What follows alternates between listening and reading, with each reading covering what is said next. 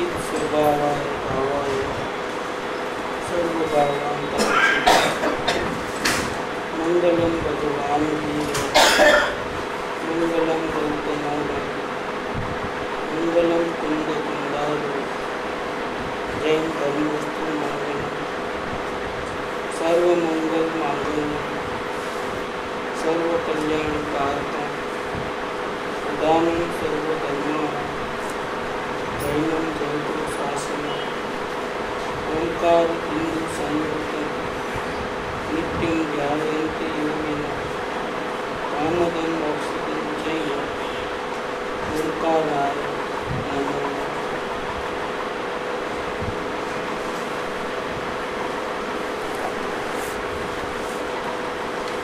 श्रीमद् राजचंद्र वचनामृत पत्र नंबर 103।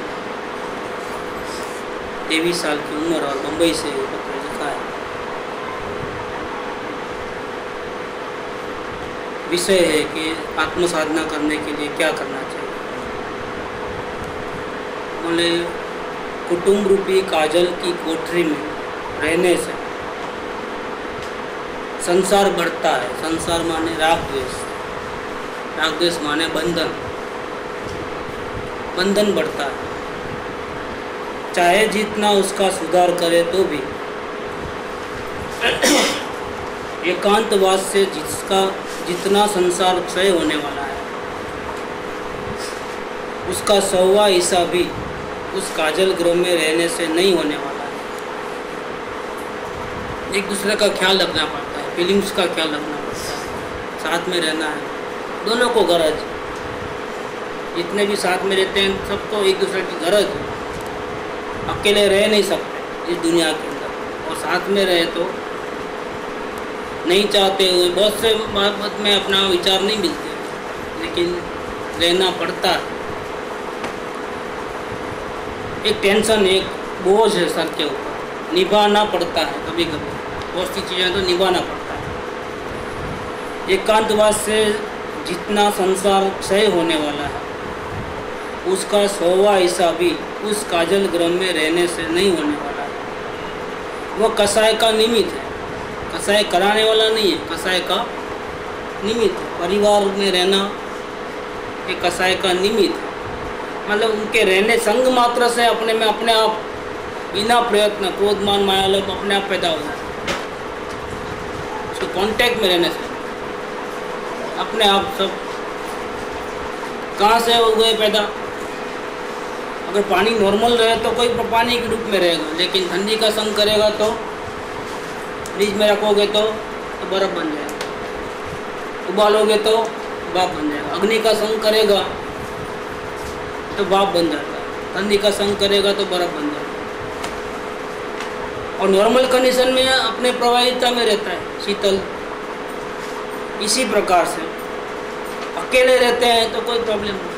गुरुदेव कहते थे एकड़े एक ने बगड़े बे थया એટલે बगड़े बगड़े बगड़े बिगड़ जाना, बगड़े बे, 2 हो गए तो खत्म।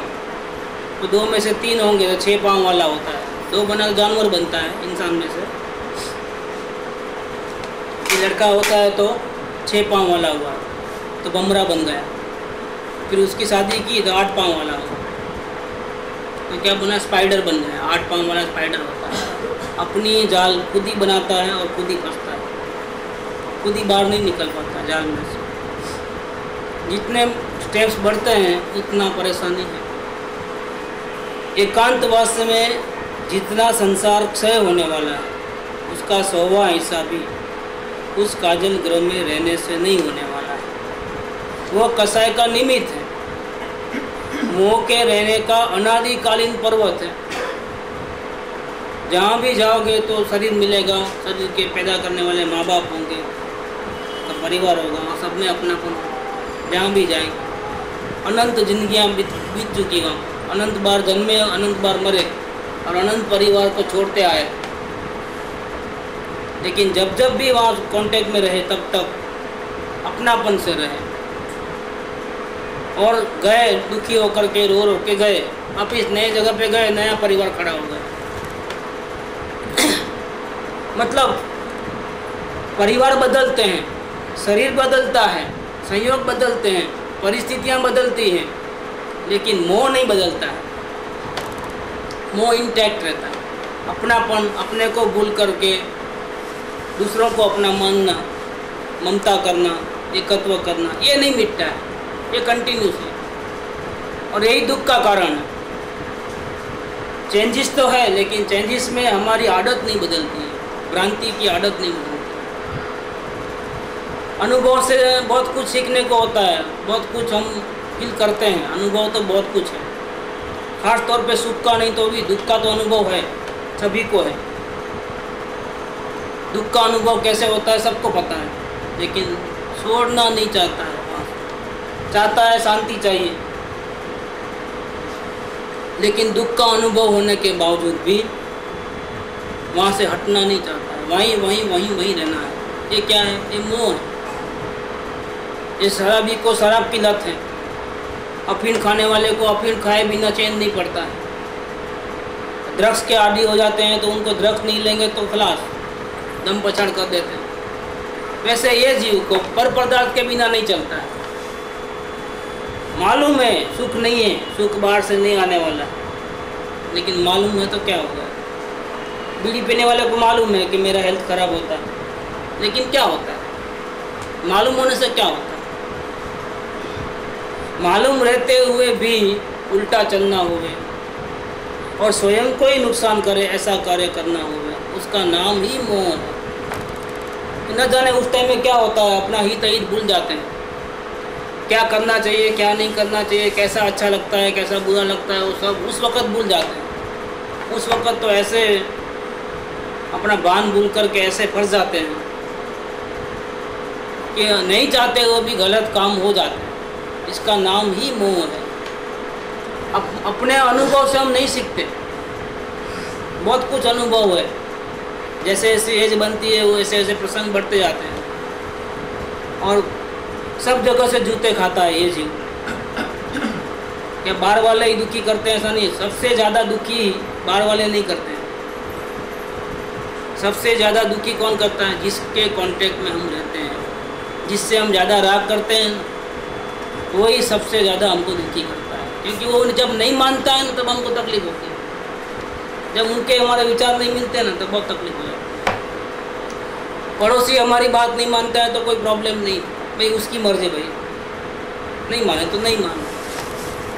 लेकिन अपने घर वाले अपने बात नहीं माने तो बहुत टेंशन आता है, जीना हराम हो जाता है, रात की नींद खराब हो जाती है। साथ में रहना नहीं है और रहना पड़ता है, ये मजबूरी भी हो, इसका भी फीलिंग आता है। ये सब दुखों का अनुभव होता है। लाइफ, परिवार की ज़िंदगी ऐसी ही है और इस काल में तो खास तौर पे ऐसा है। ये कलयुग बोलते हैं, सतयुग नहीं बोलते हैं वेदांत की भाषा। सबसे ज़्यादा झगड़ा तो घर घर में ही होता है। बाहर वाले से हम अच्छा रहेंगे, हंस के बात करेंगे, लेकिन घर वाले से तो बात करना भी पसंद नहीं करेंगे। कलयुग में ऐसा ही होता है, बहुत झगड़ा पंचायत होता है, आग्रह इतने रहते हैं, अपेक्षाएँ इतनी रहते हैं। घर वाला है ना तो फिर हमारे को हेल्प करना ही चाहिए, नहीं करे तो घर वाला है ना, अपने परिवार वाला है तो हमारे को ऐसा बोलना ही नहीं चाहिए। इसी प्रकार से वर्तना चाहिए, इसी प्रकार से रिस्पेक्ट देना चाहिए, तमीज़ से बात करना चाहिए, शिष्टाचार, डिसिप्लिन। वो कितने कितने लफड़े हैं, ठीक, वो हमारा अपेक्षा रह जाती है। और ये अपेक्षा के कारण जब पूरी नहीं होती है तो फिर हम दुखी होते हैं और दुख का आरोप अपना मुंह पे नहीं लगाते हैं। हम मोही हैं, हमने अपेक्षा रखी, ऐसा नहीं लेकर के क्या करते हैं, तू जिम्मेदार है मुझे दुखी करने की। बस कोई नहीं मिला तो वो मिलता है। और अगर वो एक पत्थर मारता है तो दो पत्थर हम भी मार सकते हैं। जब तक कलेजा में ठंडक नहीं पहुँचेंगे, वो एक बात सुनाएगा तो दो बात हम नहीं सुनाएंगे, तब तक हमको शांति नहीं होती। तो समझता क्या है अपने आप को, क्या हमको नहीं मालूम पड़ता है कि ऐसा करके वो शुरू तो करता है।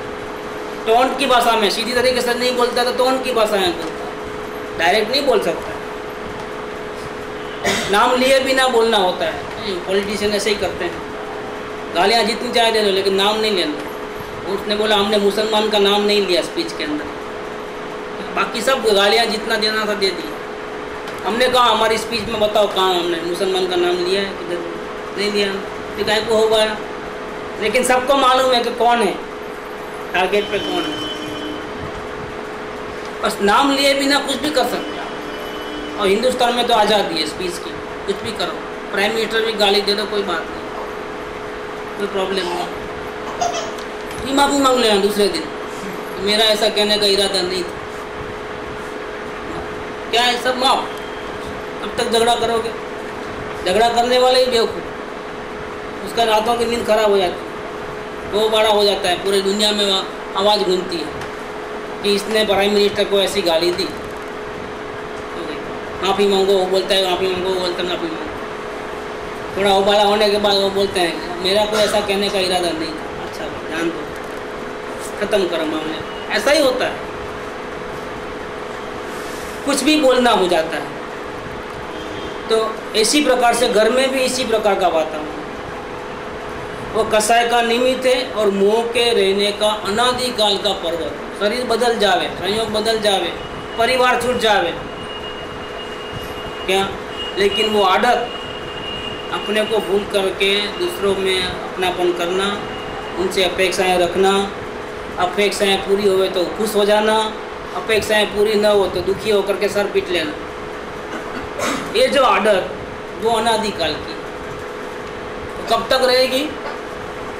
जब तक हमको हमारा स्वरूप का पता नहीं होगा तब तक रहेगी। अनादिकाल का पर्वत वह प्रत्येक अंतर गुफा में जाज्वल्यमान है। ऐसा मोह रूपी अंधेरा हर एक दिल के अंदर छाया हुआ है, कोई साफ सुथरा नहीं है। कौन पहला पत्थर मारना, सजा देना है ना, कौन पत्थर पहला मारेगा? जिसने आज तक अंश मात्र भी पाप नहीं किया हो, संपूर्ण निर्दोष हो, पत्थर मारो। इसने बहुत गलत काम किया, सजा देना है, लेकिन कौन देगा सजा? क्या पापी को सजा दे सकता है क्या? ये कहने का मतलब क्या है कि ये जो गलतियां हैं, मोह की गलती, कसायों की गलती, इस दुनिया में कौन ऐसा है जो बिल्कुल सेफ है, जिसने एक भी गलती ना की हो, क्रोधमान माया लोभ न हो? कौन है? कोई भी तो नहीं है। प्रत्येक अंतर गुफा में जाज्वल्यमान, ऐसी स्थिति है इस दुनिया की और अपनी। अब ये स्थिति का जब तक बने रहेगी, जब तक क्या होगा कि संसार की चैनल चलते रहेगी, ब्रेक नहीं होने वाली। पुराने कर्म आएंगे, हम राग द्वेष करके जोड़ेंगे, नए कर्म बांधेंगे, वापिस उसका नया भविष्य में आएगा। जब तक हम नहीं बदलेंगे तब तक हम चक्कर में रहेंगे। जिस दिन हम बदल गए, अपने को अपने स्वरूप का भान हो गया, उस दिन से चैनल कट जाती है। ये चैनल को काटना माने क्या? अपने ओरिजिनल स्वरूप को, माने परमात्मा का अनुभव करना। और जो गलती हमारे अनंत काल से करते आ रहे थे, दूसरों को अपना मानने का, दूसरों से अपेक्षा रखने का, बाहर से सुख मिलेगा ऐसी भावना रखने का, उसको तोड़ देना हमेशा के लिए। डाली पत्तों को नहीं काटना, झाड़ के मूड़ को काट देना। डाली पत्ते को रहने तो कोई फर्क नहीं पड़ता, वो अपने आप सूख जाएंगे। 15 दिन तक पानी नहीं मिलेगा, मूल कट गया है, क्या होगा अब डाली पत्तों को?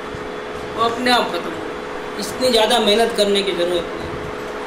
क्रोध को हटाओ, मान को हटाओ, माया को हटाओ, लोभ को हटाओ, हंसना नहीं, रोना नहीं, नींद नहीं लेना, सब इतना लफड़ा करने की ज़रूरत नहीं है। क्या अब अंदर में अपने परमात्मा का दर्शन करके मोह को जड़ मूल से काट डालो, खत्म, मामला फिनिश।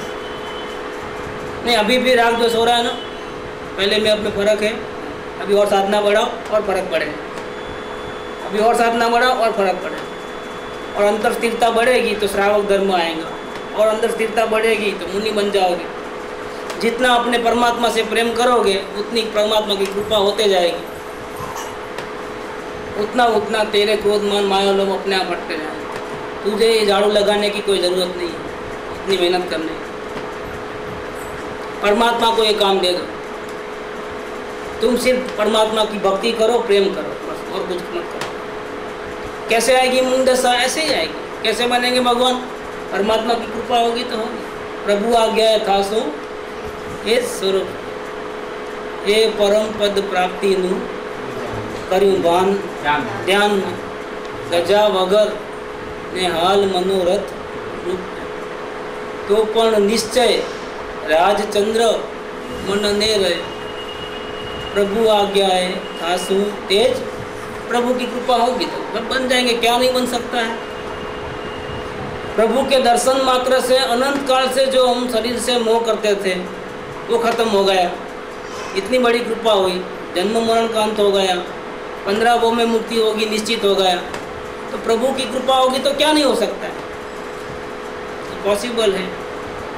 सुधार करते हुए, अभी सुधार करना है तो क्या करना, तो यहाँ कृपालदेव को स्वयं को नहीं मालूम था कि अवलोकन और वेद ज्ञान, क्योंकि अवलोकन 108 पत्र से शुरू होगा। वैरागी बहुत था क्योंकि उनको जाति संबंध में मालूम था। बहुत से परिवारों को मोह करके फंसे थे और हैरान होकर के राग द्वेष करके वापिस नया जन्म, वापिस नया जन्म, ऐसा करते करते 900 भाव का उनको जाति स्मरण ज्ञान था केवल 7 साल की उम्र में। इनको ये सब मालूम था, इसलिए संसार में कहीं मजा नहीं आता। वो छूटना चाहते थे लेकिन देखो कॉन्ट्रैक्ट, छूट नहीं सकते थे। शादी पहले ही हो गई थी छोटी उम्र में, 23 साल की उम्र में वो बिजनेस करते थे मुंबई में, और मुंबई से ही पत्र लिखा है। वो बोझ महसूस करते थे, जिस अनंत परिवारों को छोड़ के आए और राग द्वेष किए और दुखी हुए, आज भी यही गलती दोबारा कर रहे हैं। मुंबई में क्यों बैठे हैं, किसके लिए बैठे हैं, खुद के लिए बैठे हैं नहीं। 2 टाइम की रोटी तो कहीं भी मिल जाती नहीं, परिवार के लिए चाहिए। इतना इनकम बर्स्ट नहीं होता है, ज़्यादा कमाना है तो मुंबई में रहो, माँ बाप है, वाइफ है, बच्चे हैं, सबका भोजन कैसे करेंगे, कैसे निकालेंगे, रहना पड़ता है मुंबई में। और अंदर से पूरा पता है कि ये परिवार मेरा नहीं है। कैसे पता है? आत्मज्ञान से नहीं, अभी आत्मज्ञान तो हुआ नहीं। पता कैसे है? जाति स्मरण ज्ञान में जो हमने भूतकाल में कई परिवार को छोड़ के आए, उसका एकदम क्लियर कट मालूम पड़ता है। मेरा ये पहले घर वो था, पहले माँ बाप वो थे, अब ये है, अब ये मेरी वाइफ है, पहले वो थे।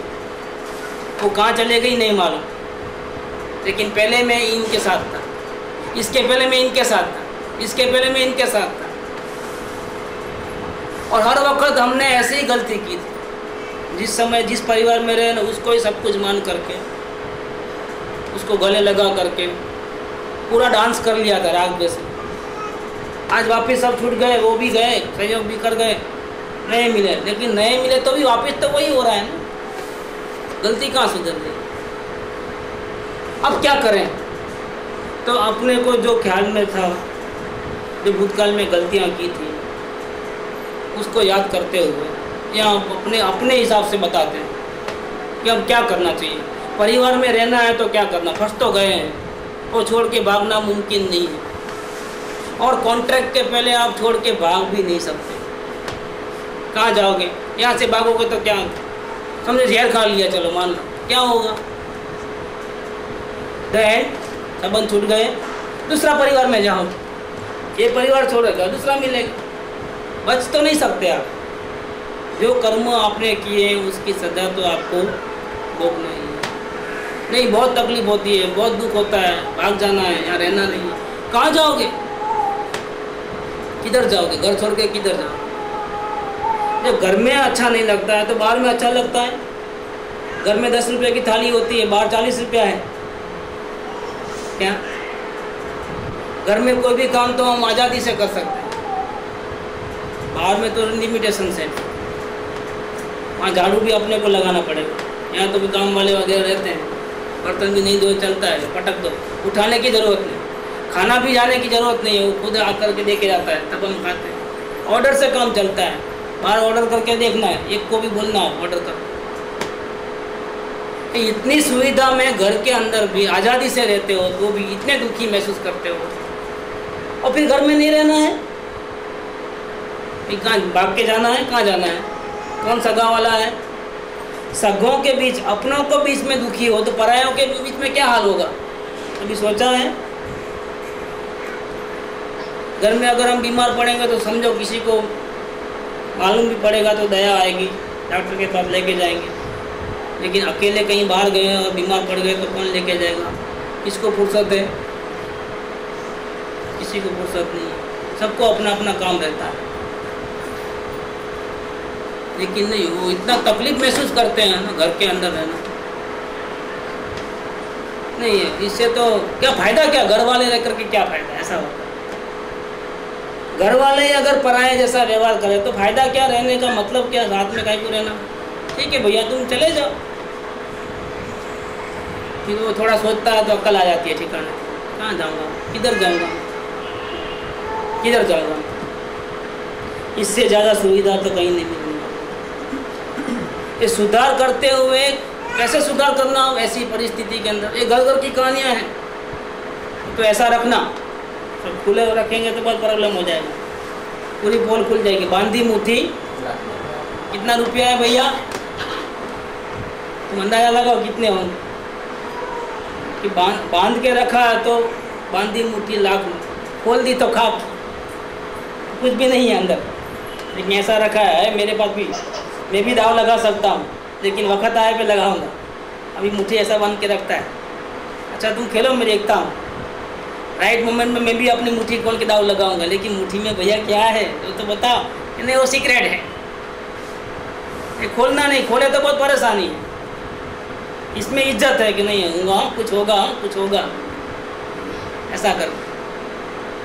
लेकिन असल में हकीकत में कुछ नहीं होता है ऐसा, खाली धोल है बड़ा, अंदर पूरी पोल है।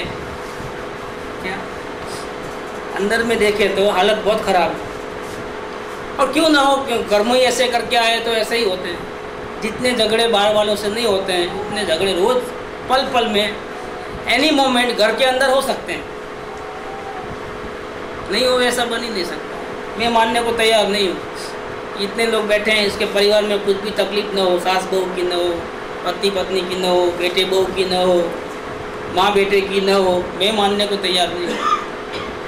होता ही है 100%। अब क्या करना इसकी बात करते हैं, अपने हिसाब से रास्ता बताते हैं। सुधार करते हुए कदाचित श्राद्ध उत्पत्ति होना संभव है।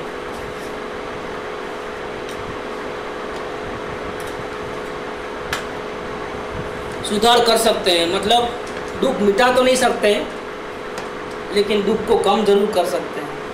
मिटाने के लिए तो वही है बाकी क्या, अवलोकन और वेद ज्ञान करके अपने स्वरूप का भान करना और अपने परमात्मा के साथ रहना, वही एक उपाय सच्चा है। सच्चा उपाय वो है, परमानेंट इलाज। इसमें क्या है, सुधार करते हुए कदाचित श्राद्ध उत्पत्ति होना संभव है। मैं बताता हूँ, वो रास्ते से कोशिश करो, कदाचित सुधार हो जाएगा। मतलब क्या कि दुख मिटेगा नहीं, लेकिन कम जरूर, कंट्रोल थोड़ा बहुत तो आएगा।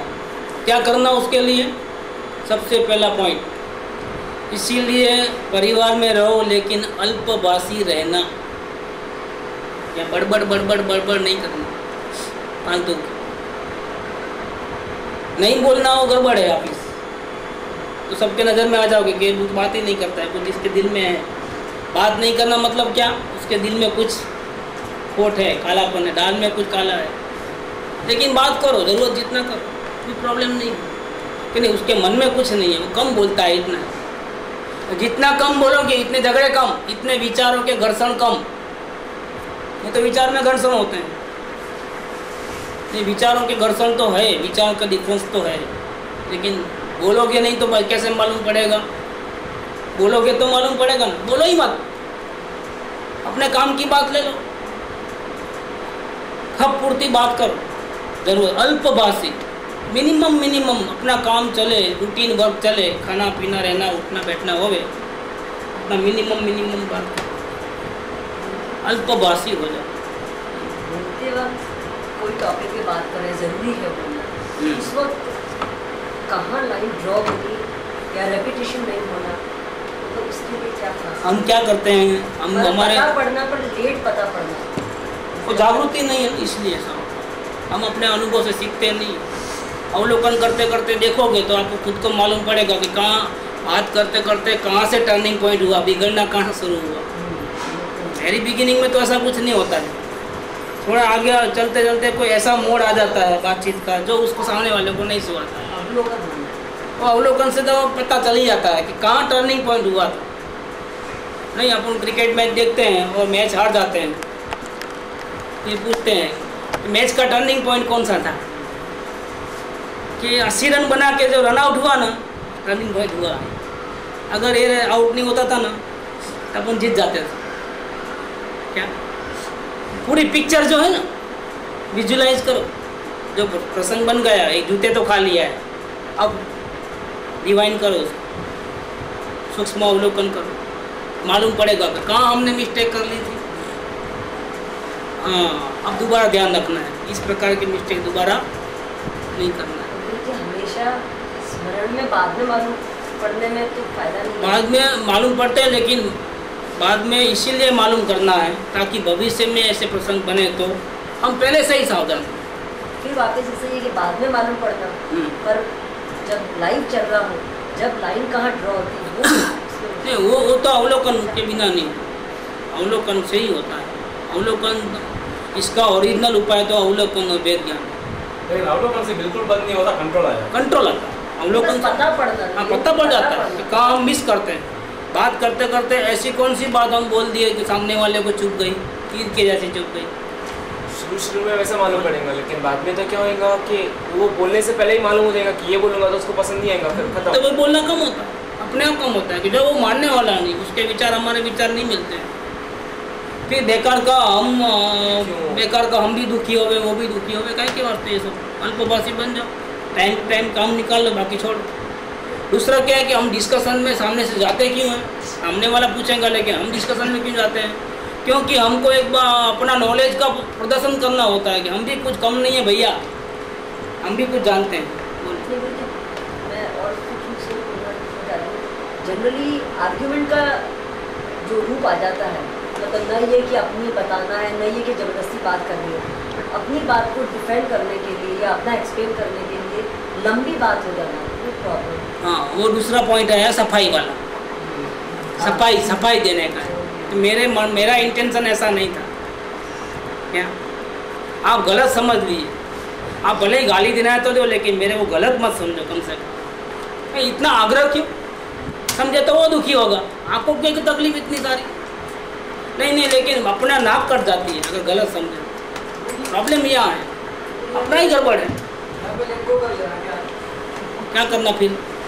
लेट के नहीं करो तो क्या करोगे बताइए? झगड़ा करोगे? दो में से एक बात करो। लेट गो करके शांति चाहते हो तो लेट गो करो, नहीं चाहते हो तो फिर पत्थर मारो सर पे।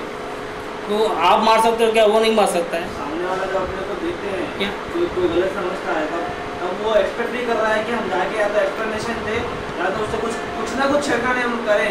वो गलत समझता है, उसका इंटेंशन ही है कि वो आके हमको कुछ बोलना चाह रहा है। कोई जानबूझ करके गलत आरोप लगा देता है, अपने को छेड़ने की छेड़खानी करता है वो, और हम क्या करते हैं? उसकी जाल में फंस जाते हैं, ट्रैप। हमारा इंटेंशन ऐसा नहीं था, हमारा ऐसा कुछ बात करने का नहीं था, हमारा दिल में भी कुछ नहीं था। और नहीं था तो तुम चुप से शांति से मज़े से रहो ना, दिखाने की क्या ज़रूरत है? आप दुखी मत रहो, मज़े में। वो कितनी भी गालियाँ दो, आप बिल्कुल मज़े में रहो, चैन से। गलत सामने वाला मतलब गलत अपने को समझ। हाँ, तो भी ये तो बहुत सीखने की बात है, बहुत प्रैक्टिकल बात। कभी एक्सप्लेनेशन देने से सामने वाला शांति हो जाता है, ऐसा नहीं हो सकता। ऐसा तो केसेस बहुत कम है। सामने वाले की उसकी नाक कट जाएगी एक दफे गलत समझने के बाद, फिर हम एक्सप्रेशन देवे और फिर वो रिवर्स अब माफ़ी मांगे तो उसकी नाक कटती है। नहीं, लेकिन शांत हो जाता, माफी वगैरह तो शांत हो तो ऐसे ही शांत हो जाएगा। अब बुखार आएगा समझो 2-4 दिन रहेगा, नहीं दोगे दवा तो भी शांत तो हो जाने वाला। अगर सामने वाले में इतनी करुणा आती है और उसको अगर शांति करना है तो एक्सप्लेनेशन से अच्छा अपना बर्ताव से उसको बता दें कि वो मज़े में रहो। हमको मान अपमान का मत रखो, कोई गलत समझे कोई सही समझे, हम मज़े में रहो। अपनी मज़े को देख करके वो हैरान हो जाएगा वो अगर मतलब इसको कुछ भी नहीं बहुत ज़्यादा मुझे तो लगता है सामने वाले को ज़्यादा तकलीफ हो जाए। नहीं, इसका जो वैसे होने दो वो क्या होता अपन है? मजे में रहो। गुरुजी अपन मजे में रहने से वैसा है तो और हाँ ये ऐसा भी होता है गुरुजी। देखो मैं एक बताता हूँ इसके अंदर क्या है राज। कोई भी आदमी मजे में रहना दो तरीके का होता है। एक मजे में रहना क्या है कि वो हमको गलत समझ रहा है, समझना तो समझ मजे में रहना मतलब बाहर का प्रदर्शन नहीं बोलना चाहता, हाँ। लेकिन अंदर में कुछ कसाई करने की जरूरत नहीं। शांत रहो आप। ये उदय आया है आने दो, गलत समझता है समझने दो। अपन कोई बाहर में और रसगुल्ला खाने की जरूरत नहीं उसके सामने, उसके अग्नि में घी डालने की, ऐसा कोई जरूरत नहीं। 99% हम लोग ऐसे अंदर में हिलचाल नहीं होना, अंदर में हिलचाल नहीं। तो मुझे सफाई मीन्स अपनी सफाई देना मतलब उसको रिपीट नहीं करना। मतलब जनरली अपने रेपिटेशन से सामने वाले को लगता है कि उसकी बात का असर नहीं हो रहा, तो वहाँ चिढ़ा। सामने वाला अपने लिए वेल विशर है, हाँ ठीक ऐसा नहीं है कि वो जबरदस्ती अपने को टॉर्चर करना चाहता है। ठीक बात। बट अपनी आदत से, रेपिटेशन की आदत से या बात की सफाई देने की आदत से वहाँ ड्रॉ कैसे होना, वो चीज़ मेन तो आप अवलोकन से सीखोगे ऐसा कि कहाँ कहाँ आपकी गलती हुई, कहाँ कहाँ वो हर्ट हुआ। और अगर अनजाने में उसको अपने से तकलीफ पहुँची है तो हम माफ़ी मांगने में न हिचकिचाए, माफ़ी मांग ले। हमारे तरफ से हम क्लियर रहे, फिर उसके तरफ से वो एज्यूमशन कर करके और नया खुद काम करके अपने को गलत समझ करके झूठा आरोप लगाता है, लगाने दो, उसका टेंशन अपने को नहीं लेना। और एक बात इसमें ऐसा है कि कोई अगर अपने बारे में अज्यूम कर रहा है, जब तक सामने आकर उसने कुछ कहा नहीं, भले उसके बिहेवियर में कुछ हो, जब तक सामने आकर उसने टेबल पर बैठ के बात नहीं की, तब तक हम लोग ऐसे क्यों अज्यूम करें कि वो हमारे बारे में कुछ अज्यूम कर रहा है? नहीं करना, क्योंकि हम पहले हम करेंगे, फिर इसका मतलब क्या हुआ, कुछ होने के पहले हम स्टार्ट करते हैं। हम अगर अज्यूम करते हैं तो हमारा बिहेवियर तो खराब हो जाएगा। हमारी गलती है किसी के बारे में। और जब तक क्या होता, अपेक्षा रहती है तब ऐसे सब प्रॉब्लम होती है। अपेक्षा नहीं रहेगी तो ऐसे कोई प्रॉब्लम नहीं होती। दूसरा अच्छा हो चाहे बुरा हो, हम मज़े में रह सकते हैं अगर हम अटैचमेंट में नहीं है तो। हम अटैचमेंट में है तो प्रॉब्लम है, अपेक्षा है तो प्रॉब्लम है। ये कि सामने वाला अपनी एक बार सफाई देके सामने वाला कुछ भी समझो, एक बार उसको बोलने दो और अपने तो उसमें तो अपना मान आड़े आता है कि एक बार अपने हिसाब से क्लियर कर दो, माने नहीं माने एक बार में हम तो क्लियर हो गए ना, बस। मतलब अपनी नाक तो ऊंची रह गई ना, मियाँ गिरे तो भी तंगड़ी ऊंची, ये अपना मान है। फिर सामने वाले को आदत भी हो जाती है कि वो हर टाइम चाहेगा कि हम उनको हर वक्त सफाई देना, फिर हर वक्त सफाई देना। फिर पर अपने से मुझे कोई क्रॉस क्वेश्चन पूछे तो अपने को एक बार तो बोलना ही होगा। प्रसंग आप देखो, अगर एग्जैक्ट प्रसंग होगा तो मैं आपको रास्ता बता सकता हूँ कि ऐसा एग्जैक्ट बना था, फिर मैं आपको रास्ता बता सकता हूँ। क्योंकि प्रसंग के हिसाब से चेंजेस करना रहता है, जो प्रसंग जैसे जैसे सिचुएशन रहती है वैसे चेंजेस करना पड़ता है। उसके अपने संबंध कैसे हैं, उसका अपना स्टेटस कैसा है, कैसा स्टेटस है, कैसा किसी बातें बनी है, उस टाइम में कैसे चेंजेस करना है, वो अगर क्लियर होवे तो कुछ परफेक्ट गाइडेंस मिलता है। अभी जनरल में तो ये बात खुद की जिसमें पॉइंट निकल रहा है ना कि खुद की आदत है आर्गुमेंट, ये तो 100%। देखो ताली एक हाथ से नहीं बजती, ताली दो हाथ से बजती है। कुछ भी हुआ है गड़बड़ तो जैसे हम उसके दुख में निमित्त बने वैसे वो भी हमारे दुख में निमित्त बने। एक दूसरे को परस्पर ऐसा संबंध हुआ है तभी तो हुआ है, अकेले कैसे ताली बजाएगी, ये तो पॉसिबल नहीं है। तो ये यहाँ पर जनरल लॉज है कि जनरल लॉज में सबसे पहले अल्पभाषी बनना, अपने पंडिताई का अपने नॉलेज का प्रदर्शन नहीं करना, कम बोलना, लेकिन ज़्यादा लगाव किसी के नहीं रखना। लेकिन अपने वाले हैं कि घर में चुपचाप रहे तो क्या फ़ायदा, घर में किसी से बातचीत नहीं तो वो भी अच्छा नहीं लगेगा। कम बोलना, आजकल आप बहुत ज़्यादा नहीं बोलते हो, ये भी तकलीफ़ होता है, लेकिन वो तकलीफ़ चेंज करना सही है, कम बोल करके। लेकिन ज़्यादा बोल करके फिर आग में घी डालते जाना ये ज़्यादा बहुत खतरनाक है। इससे बेटर है कि हम कम ही बोलें और अल्पभाषी हो जाए। दूसरा पॉइंट है अल्पहासी बनना, मतलब नहीं हंसना ऐसा नहीं, प्रसंग आया तो हंसना भी, लेकिन मिनिमाइज। ये हंसना माने उसको साथ दिया जैसा, किसी की फिल्म उतारी तो हंसना होता है, लेकिन उसको कंट्रोल लेना चाहिए। ज़्यादा हंसोगे तो वो मित्रता हो जाएगी, एक दूसरे को सपोर्ट किया ऐसा होगा हंसने में। समझो थर्ड पार्टी कोई गिर गया और हम हंसने लगे एक करके दूसरा उसको साथ पिला है, या कोई जोक सुना, या मिमिक्री होती है, तो एक आदमी मिमिक्री लेकर के हंसता है क्योंकि किसी की फिल्म उतारता है, लालू प्रसाद यादव की नहीं उतारता है, कौन अपना शेखर सिंह, हमको मज़ा आती है, वाजपेयी की उतारता है, सबकी उतारता है, और हम लोग हंसते हैं। तो सब हंसने वाले फिर क्या होते हैं, उसका एक ग्रुप होता है जो उनके बीच में आपस का प्रेम बढ़ता है। प्रेम माने राग, प्रेम नहीं बढ़ता है, राग बढ़ता है। ये खतरनाक है।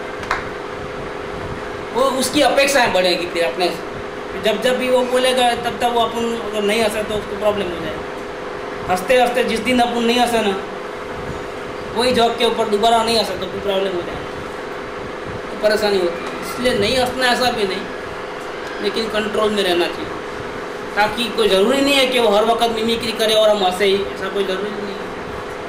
मतलब हर वक्त हम सामने वाले को साथ देंगे ऐसा कोई ज़रूरी नहीं है, हर वक्त उसकी हर बात में शामिल होंगे ऐसा कोई ज़रूरत नहीं है। इतना अपने आप को कंट्रोल रखना है, अल्पहासी होना। तो आप तारंगा में बोले थे ना, हंसो पर हंसते हैं। ये बात हंसना है, लेकिन अपने स्थान में से हटना न हो जाए, वो बहुत ध्यान में रखना। अल्पहासी होना। तीसरा अल्प परिचयी होना, एक दूसरे की आदत, एक दूसरे के स्वभाव को जानना, उसका ख्याल रखना, उसको क्या पसंद आता है वो ख्याल रखना, उसको कैसी सिचुएशन अच्छी लगती है, एक दूसरे के बिहेवियर का, वर्तन का, उनके स्वभाव का, सबका ख्याल रखना, कैसे कैसे प्रसंग में कैसा कैसे उसका रिएक्शन चेंज होते हैं। जितना हम परिचय बढ़ाते हैं तो हम ही ज़्यादा दुखी होते हैं, क्योंकि फिर हमको ज़्यादा संभालना पड़ता है। परिचय किया मतलब आप नॉलेज में आ गए, अब नॉलेज में आने के बाद आप गलत नहीं कर सकते, फिर आपको ज़्यादा सावधान रहना है। बेटर है क्या, परिचय में मत रहो, ज़्यादा मेल जोल में मत बनो, एक दूसरे के करीब इतने मत आ जाओ, इतने कांटेक्ट में मत। रहते हैं परिवार में, साथ में ही रहते हैं, लेकिन अल्प परिचय, उसको जो लगे वो करें, हमको जो लगे हम करें, ज़्यादा परिचय में नहीं आ रहे। एक दूसरे के स्वभाव के या व्यवहार से बहुत परिचय न हो, ऐसा करें। अल्प परिचय में आप तो जिम्मेदारी बहुत कम हो जाएगी, अपेक्षाएं बहुत कम हो जाएगी। कौन क्या करता है हमको नहीं मालूम, घर में रहते हैं लेकिन हमको नहीं मालूम। ये सोगानी जी लिखते थे कि मेरे को कोई घर में आकर के घुस के चोरी करके जाए तो ये मुझे पता नहीं चलता। मतलब क्या, कि वो अपने में इतने रहते थे नहीं। और बच्चे कैसे बड़े हुए, कैसे पढ़े हुए, कौन से स्कूल में पढ़ते हैं, कौन से स्टैंडर्ड में पढ़ते हैं, उनके दोस्त का नाम क्या है, हमको कोई पता नहीं। जितने महापुरुष होते हैं उनका करीब करीब यही हाल होता है। ये सोगानी जी की हालत है। इतना नहीं, जिस गांव में रहते हैं उसमें उन्होंने लिखा है अपने बारे में कि कलकत्ता में रहता था तो कलकत्ता में अमुक कुछ एरिया है, उतने ही रास्ते मुझे मालूम, इससे ज़्यादा मुझे पता नहीं क्या, कुछ पता नहीं। ये अरिन भाई को पूछा था, बहुत से क्वेश्चन किए थे तो मालूम पड़ा कि अब मुंबई में रहते हो इतना नहीं मालूम, तो मेरे को बोरी वाली से आगे कुछ पता नहीं। पार्ला में क्या है, कांदी वाली कितना है, क्या है, हमको पता नहीं। इसलिए ऐसे लोगों को कोई काम नहीं देना, नहीं कोई भी। हमने काम दिया तो पछता है, तो ऐसे लोगों को काम देना नहीं। क्यों? काम पूरा नहीं होगा कभी। उनको बोले बाजू में ये राधा स्टेशन से आप 5 मिनट में आ जाओगे, लेकिन वो 5 मिनट चलेंगे नहीं, पैसा नहीं होंगे तो भी टैक्सी से आएंगे, क्योंकि पता नहीं है अपने को। टैक्सी वाला ढूंढ लेगा, मेरे को पहुंचा देगा। टैक्सी का 15 रुपये खर्च कर, पैदल जा सकते हैं लेकिन नहीं होता है। क्यों? मालूम नहीं,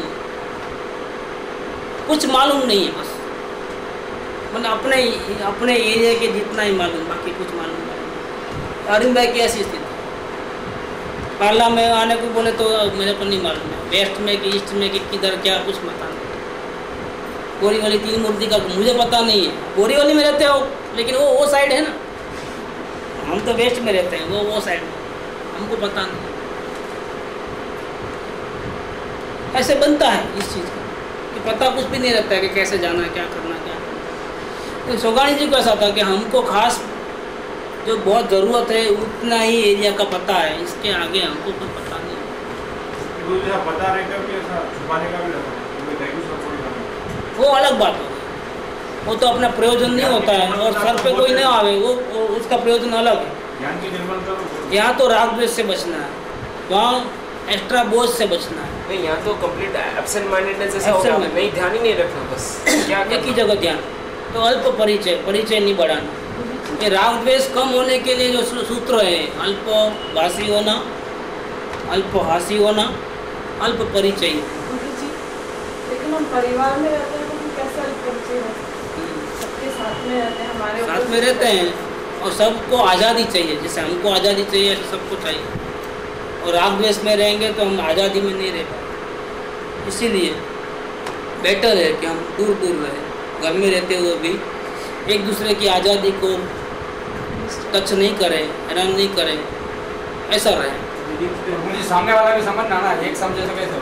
तो सामने वाला अपने आर्डर समझ जाएगा तो फिर वो अपने से अपेक्षा नहीं ऐसा रखेगा। होता है ना, सामने वाला अपने आज़ादी रखता है, तो इसमें पूर्व कर्म का रोल तो जबरदस्त है, वो तो है चल रहा है। इसीलिए उन्होंने क्या कह दिया है कि सुधार करते हुए कदाचित श्राद्धोत्पत्ति होना संभव है। आप अपनी तरफ से कोशिश करके देखो, शायद मिनिमाइज हो जाए, बाकी पूर्व कर्म से तो कोई बच नहीं सकेगा। पूर्व के कॉन्ट्रैक्ट है तो आप बिल्कुल साइड में रखो, आँख बंद करके, कान बंद करके, तो भी झूठे पड़ेंगे क्या, क्योंकि कॉन्ट्रैक्ट कैसे करके आए। मच्छर को थोड़ा मालूम है कि आप यहाँ कोने में बैठे हो, वो आपके नाक पे कैसे बैठता है और हैरान कितना करता है, हटाते हैं वापस आ जाता है, हटाते हैं वापस आ जाता है। उसको क्या मालूम, वो जानता थोड़ा है कि आप देवचंद भाई हो और देवचंद भाई को हैरान करना है, इतना नॉलेज उसको नहीं है। ये क्या चीज़ है, पूर्व कर्म। वो तो किधर भी आप कोने में जाके पाताल में, 7वें पाताल में छुप जाओगे ना, आपके किए हुए कर्म आपके पीछे पीछे आकर के आपको वहाँ से भी उठा लेंगे, वो बात तो अलग बात है। बाकी ये तो कितना बचने की बात अपने ढंग से बताते हैं, वो बात कोशिश करके देखो। अल्प परिचयी होना, ये 3 पॉइंट हुआ। चौथा, अल्प सहकारी होना, ये राग बढ़ाने में बहुत इम्पोर्टेंट फैक्टर है। जरा प्लीज़ मेरे लिए दवा लेके आना, नहीं मेरे को काम नहीं, मेरे को काम है, मैं नहीं जा सकता। क्या दोबारा वो काम बोलेगा भी नहीं, 1-2 बार 3-4 बार ऐसा हुआ, बाद में वो काम नहीं बोलता है। जरा ये जाके शाकभाजी लेके आना, मेरे को काम है इधर, मैं नहीं करता। क्या होता है, ये अटैचमेंट छूट जाता है। हम नौकर को हम बोल सकते 10 बार ऊपर नीचे कर सकते, लेकिन अपने घर में किसी को अपन नहीं बोल सकते। दूसरों को बोल सकते हैं लेकिन अपने घर में नहीं बोल सकते। ये सहकार नहीं देना।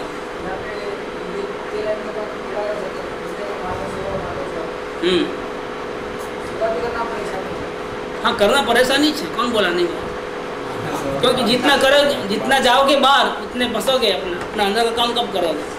सबसे बड़ी बात तो अपना अंदर का काम करना है। जितना बाहर का ध्यान रखोगे इतना अंदर का कटिंग होगा ही होगा। तो ये अल्प सहकारी होना, मंडल में ज्वाइंट होना, किटी पार्टीज, एक दूसरे को साथ में कंबाइन में सब एफर्ट्स करना, कंबाइन में टिकट लेने को जाना, फिर एक अब मैं नहीं आता हूँ कैंसिल करना, तो आप कंबाइन में जाना।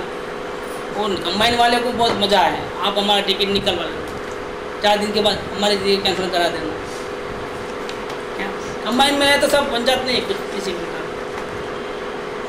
खाना भी कंबाइन में, सब कंबाइन में, जाना आना कंबाइन में, खर्चा बहुत कम लगता है। लोग हमको आश्चर्य करते हैं, 1500 रुपये में ट्रिप 10 दिन का कैसे हो सकता है? 10 दिन में सिर्फ 1500 रुपये। अब ये लोग बढ़ाने वाले हैं। बढ़ाने वाले मतलब क्या कि 1500 इतने कम है कि हमको 2500 खर्च करने को तैयार है, तो फिर AC की टिकट निकालो ना आप। क्या लोग ऐसा बोले कि 1000 रुपये ज़्यादा देने को तैयार है। इतना कम खर्च में ट्रिप करेंगे तो लोग हंसते हैं। 2500-3000 हो तो ज़रा कुछ ट्रिप करके आया ऐसा लगता है। मतलब रुपये की वैल्यू ख़त्म हो गई है। क्या 1500 के अलग 5 रुपये लगता है, 1500 रुपया 5 रुपये में 10 दिन जाके आए ऐसा लगता है। ना भी AC का टिकट बढ़ाओ, थोड़ा स्टैंडर्ड बढ़ाओ, डबल फ़ायदा है। खर्चा भी बढ़ जाएगा, कोटेटस बनेगा अपना, और AC की मज़ा भी मिलेगी, और साथ में भी रहना होगा। देखो कैसी बात है ये सहकारी बनना, अल्प सहकारी होना, एक दूसरे को सपोर्ट कम करना। नहीं आप जा रहे हो ना साग-भाजी, तो मेरा भी थोड़ा साग-भाजी लेके आना साथ। अच्छा आप साग-भाजी लेने जा रहे हो तो मैं भी चलती हूँ आपके साथ में, एक ही ऑटो में दोनों का काम हो जाएगा। शेयरिंग। फिर क्या, एक दूसरे की अपेक्षा, राग बढ़ता है। और राग जितना बढ़ता है वो सब द्वेष में परिवर्तित होने में देर नहीं लगेगी। कॉन्ट्रैक्ट खत्म हुआ और राग खत्म हुआ, और फिर तो पहले तो रोज़ हमारे घर में इतना आते थे जाते थे, इतना वो था ये था, अब तो मुंह फिरा लेते हैं, बात नहीं करते हैं, वो नहीं करते हैं। जिंदगी भर का द्वेष हो जाएगा, जिंदगी भर का। इसीलिए अल्प सहकारी होना, आगे अल्प भावना बताना। कोई अपनी बात करे तो उसमें शामिल होना, हाँ ये ठीक है, ये बात ठीक है, लेकिन ये बात मुझे अच्छी नहीं लगी। मतलब नेगेटिव पॉजिटिव अपने विचार बताते रहना उसको कि ये मेरा भी ऐसा एक प्रसंग बना था करके अपन उसको ज्वाइन करते हैं और उसकी भावना को डेवलप करते हैं, मजबूत करते हैं। या फिर उसके अगेंस्ट में भी हम कुछ अपना पॉइंट बताते हैं। मतलब भावना अपने मन की बात हम उस प्रसंग को देख करके बताते हैं। जैसे अमेरिका का एक प्रसंग बन गया तो हम सब अपनी अपनी भावना बताते हैं। पाकिस्तान में ऐसा हुआ तो उसकी अपनी अपनी भावना बताते हैं। ऐसे कोई प्रसंग बनता है तो अपनी अपनी भावना बढ़ा, बीजेपी वाले अच्छा कर रहे हैं, बीजेपी वाला अच्छा नहीं कर रहे, चर्चा चलती है। ये चर्चा वालों ने नकोद कर लिया है, वो पंजाब वालों ने तो बहुत गड़बड़ किया है, एग्जिट पोल की वजह से हम हार गए, ऐसा बोल दिया उन्होंने। क्योंकि ये सब भावना बताते हैं ना एडवांस में, फिर बोलने वाले को मौका मिल जाता है। हम क्यों गिरे? क्योंकि एग्जिट पोल था। एग्जिट पोल में हमको 0 मार्क आया तो फिर हम हार ही जाते ना, इसलिए सब ये बंद कर दो। अब आगे से कोई सर्वेक्षण नहीं करना, किसी पर बंद करो। भावना कम से कम बताना। अच्छा किए, बुरा साड़ी लेके आया, अच्छी कैसी लगी, क्या तो भावना अच्छी है तो खलास, फिर मन गए। बुरी कहे तो खलास, तो आप समझ लो, फिर आपको 10 बार सुनना पड़ेगा कि आपकी साड़ी अच्छी नहीं है करके। आप किसी को बुरा बोले तो वो आपको बुरा बोलेंगे, मौका देखेंगे कि इन्होंने मैं साड़ी लेके आया तो बुरा बोले। अब आने दो, मैंने क्या जूते लेके आए बेकार के, वहाँ से शुरू होता है, कुछ ना कुछ क्रॉसिंग होता है। और सपोर्ट करे तो खलास, सपोर्ट करे तो वो चिपक जाएंगे। फिर आप हमको दिला देना ऐसी साड़ी है, आपकी चॉइस बड़ी अच्छी है, चॉइस अच्छी है, नहीं किए, लेकिन वो अच्छा है, वो अच्छा है क्योंकि दूर रहेंगे ना। लेकिन ये साथ में रहने का जो दुख है बहुत बड़ा, ज़्यादा दुख। ये ऊपर बता दिया है कि परिवार में जॉइंट रहते हैं तो तकलीफ ज़्यादा है, अकेले रहने से तकलीफ कम है। अपनी साधना करने के लिए समय चाहिए, वो कैसे करोगे, कैसे निकालोगे समय? अकेले रहोगे तो निकालोगे। अल्प भावना बताना, अल्प सहचारी होना। अल्प सहचारी आ गए ना, आगे दूसरा अल्प सत्कारी होना, सत्कार देना, वेलकम। ये शिष्टाचार की भाषा में कोई आया तो वेलकम वेलकम, आओ आओ, पानी का गिलास, बैठाओ, खाना खिलाओ, चाय पानी, तबीयत का पूछो, ये सब क्या है? उसको सम्मान दिया गया, सत्कार किया, योग्य अपने स्टेटस के हिसाब से सत्कार किया, ज़्यादा चिपकेगा वहाँ। इसलिए सत्कार भी लिमिट में ही करना है। अभी आजकल तो ऐसे कम ही हो गया है आना जाना, मिलना जुलना, और इसलिए पार्टी वगैरह में कभी जाते हैं वो अलग बात है, कोई किटी पार्टी, बर्थडे पार्टी, ऐसा। बाकी जनरली एक दूसरे को खबर अंतर पूछना है, मिलना जुलना है, वो तो बंद हो गया। तो यात्रा से जाके आते ना तो सब लोग मिलने को आते, यात्रा से आ गए नारियल लेके आते सर फोड़ने के लिए। मेरे ज़माने में ऐसा चलता था। या कोई बीमार है मालूम पड़ा तो पूरे गांव में बात फैलती है, फिर एक एक आते रहता है, सुबह दोपहर शाम आते रहते हैं, कैसी है तबीयत अब? नहीं, अभी वो सब गया ज़माना, अभी कोई पूछता नहीं है। आप जियो मरो, आपका वो अर्थी निकले तब बोलना ना, तब थोड़ी देर मुँह दिखाने के लिए आए थे, बाकी कुछ नहीं। अब हॉस्पिटल में भी लोग नहीं आते हैं, क्यों? डिस्टर्ब नहीं करना पेशेंट को। और डॉक्टरों ने भी ताला मार देते हैं बाहर, मिलने का नहीं है। आजकल इतना मिलना जुलना कम हो गया, सत्कार भी कम हो गया, प्रेम भावना भी कम हो गई, ये कटिंग होते गया है। मेरे संयुक्त परिवार का जो मज़ा था अब विभक्त होते जाते हैं। लोग अपना अपना अपना अलग, हम दो हमारे दो, बाकी सबको वृद्धाश्रम भेज दो। अब ये ज़माना है आज का, अलग रहना चाहते हैं सब। अब एक माँ बाप 4 बच्चों को संभाल सकते हैं, लेकिन 4 लड़के मिल कर के माँ बाप को नहीं समझ सकते। ये ज़माना इस प्रकार का चल रहा है। कहने का मतलब सत्कार कम करना, सत्कार से मेल जोल बढ़ता है, सबको मान चाहिए। और अगर आप मान दोगे तो वो ज़्यादा चिपकेगा, और मान नहीं दोगे तो आप अपना दूरी बना के रखोगे। दूरी बना के रखना बहुत ज़रूरी है। अल्प गुरु होना, सलाह, बात बात में सलाह, उसने पूछता नहीं है फिर भी सलाह देते हैं, ऐसा ऐसा होगा, ऐसा ऐसा तो भी काम करो ना, ऐसा इनकम टैक्स का ऐसा रिटर्न भरो, इतना ये कर दो, इतना वो कर दो, फलाना कर दो, दिगड़ा कर दो, ऐसा बिना पूछे सलाह दे देना। सबका गुरु, बात बात। फर्नीचर अच्छा कहाँ से लिए, इतने में, इससे वहाँ अच्छा था, वहाँ से लेना था, ये कारपेंटर अच्छा है, वो अच्छा है, इधर से शुरू होता है। कलर में तो ये कलर ठीक नहीं था, उसके बदले आपको वो कलर कराना तो अच्छा होता। एक गुरु बनने की आदत, कि अपने पास नॉलेज बहुत है और गुरु बनते हो तो क्या होते हो, फंस जाते हो। चेले तो बहुत हैं लेकिन अपने को गुरु नहीं बनना है, अल्प गुरु बनना है। पूछे तो जवाब दो, नहीं पूछे तो कोई आगे से जा कर के बोलने की कोई ज़रूरत नहीं, मतलब कॉन्टेक्स्ट कम रखना है। और आखिरी में जो लास्ट लाइन दिया है, परिणाम का विचार करना। तो मैं कुछ भी कर रहा हूँ, जो कुछ भी कर रहा हूँ, मन वचन काया की जो प्रवृत्ति कर रहा हूँ परिवार में, इसका आफ्टर इफेक्ट क्या आएगा, इसका रिजल्ट क्या आएगा। मैंने ये किया, अच्छा, उसका रिजल्ट क्या आएगा। मैंने एक एक्शन लिया, उसको अच्छा लगा तो रिजल्ट क्या आएगा, उसको बुरा लगा तो रिजल्ट क्या आएगा। आखिर में क्या बनेगा, उस पर से मालूम पड़ जाता है कि मेल बढ़ता है कि मेल टूटता है कि क्या होने वाला है। इसका अंदाज़ा तो अपने को, थोड़े बहुत इतने एक्सपीरियंस वाले हैं, बाल सफ़ेद थोड़े पुकड़ कर किए हैं, सब अंदाज़ा तो पूरा आ जाता है। अपने को अगर ऐसे दिन नहीं आए, लेकिन लोगों की कहानियों से अपने को मालूम पड़ता है।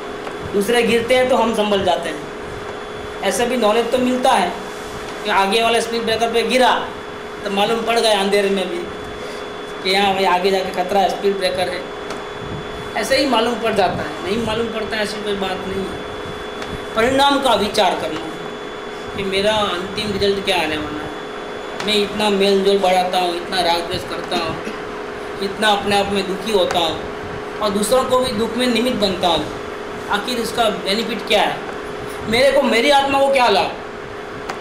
ऐसा करके रिवर्स चेकिंग करना, तो रिवर्स चेकिंग से बहुत कुछ आपका लाइन सुधर जाएगी। फिल्म को रिवाइंड करोगे ना तो आपकी बहुत सारी गलतियाँ दिखने में आ जाएंगी। खैर अभी इनको अवलोकन की बात नहीं मालूम, अवलोकन में होता तो ये सब ऑटोमेटिक होता है।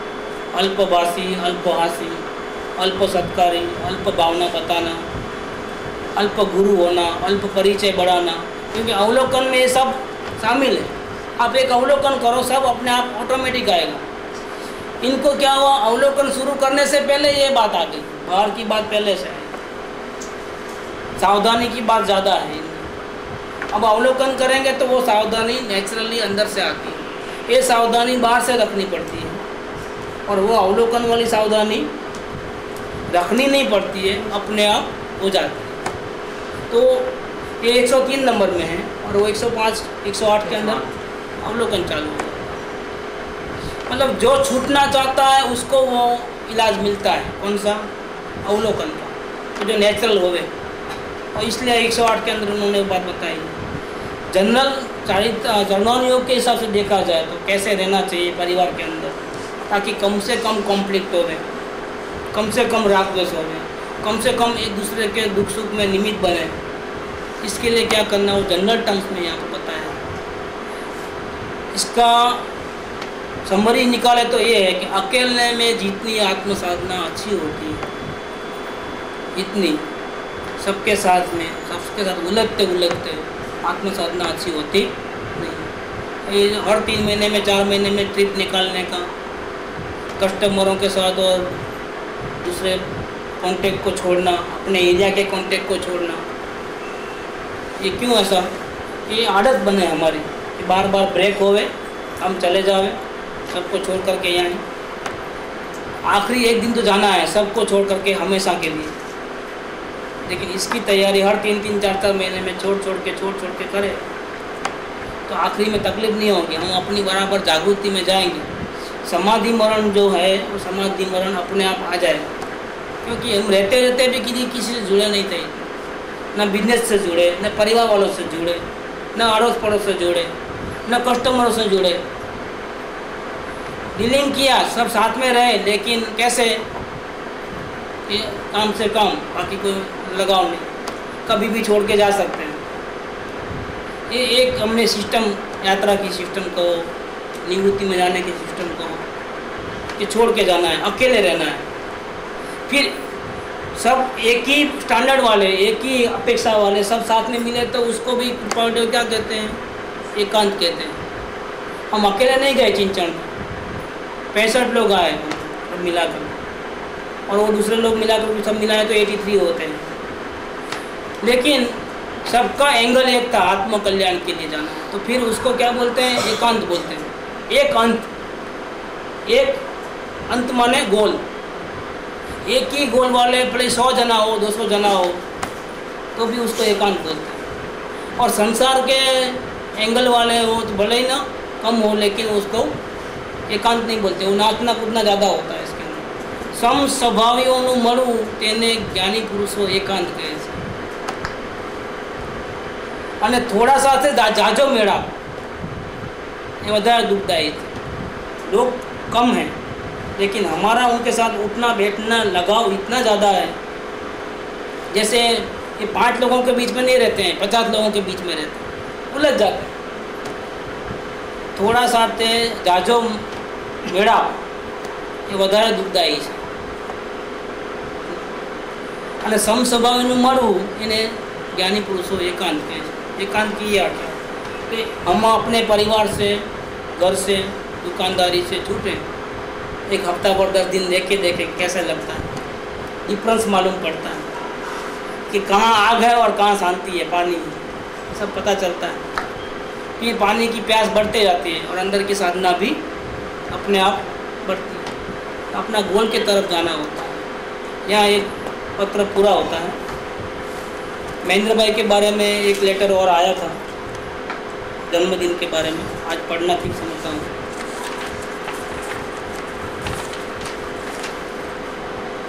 श्री सद्गुरु देवाय नमः, बिलेटेड हैप्पी बर्थडे, राजकुमारी जी की तरफ से आया है। आदरणीय महेंद्र भाई, कल पहली दफ़ा आपकी वाणी सुनी, 14 तारीख को संडे के दिन। आनंद ही आनंद, शब्दों में इतनी संतुष्ट था, इतनी क्लैरिटी, ये सिद्ध करता है कि चर्म चक्षु व ज्ञान चक्षु दोनों के खुलने में कितना अंतर है। आप हमारे लिए एक मिसाल हैं, एक इंस्पायरेशन है। मैं आपको ज़्यादा नहीं जानती, लेकिन जानने की इच्छा थी, तभी गुरु जी से कहकर आपको सुनने का, आपके अंतस की झलक देखने का लाभ मिला।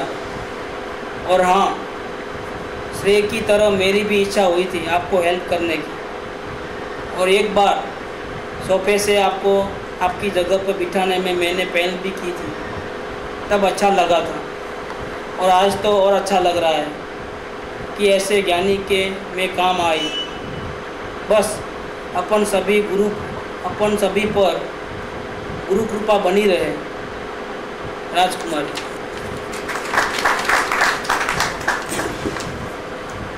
सुखदां